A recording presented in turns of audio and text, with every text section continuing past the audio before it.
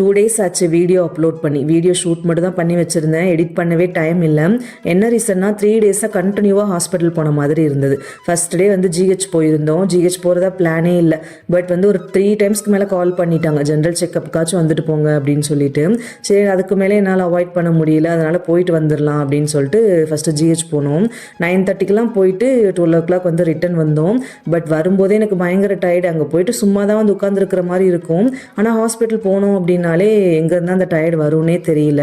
அன்றைக்கி வேறு லஞ்ச் எதுவுமே குக் பண்ணாமல் போயிட்டேனா, வந்து தான் வந்து குக் பண்ணி சாப்பிட்டோம். சாப்பிட்டுட்டு தூங்கிட்டேன். கிச்சன் கூட க்ளீன் பண்ணவே இல்லை, அப்படியே போட்டுட்டு தூங்கிட்டேன்.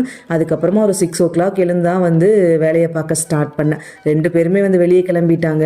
என்னையுமே வந்து கூப்பிட்டாங்க. நான் தான் வரல, அட்லீஸ்ட் இருந்தேன் அப்படின்னாலாவது கிச்சனை க்ளீன் பண்ணிவிட்டு டின்னராவது ரெடி பண்ணி வச்சுருவேன் அப்படின்னு சொல்லிட்டு வேலையை வந்து பார்க்க ஸ்டார்ட் பண்ணேன். அண்ட் நெக்ஸ்ட் டே வந்து எப்போவும் போகிற ஹாஸ்பிட்டலுக்கு செக்கப் இருந்தது.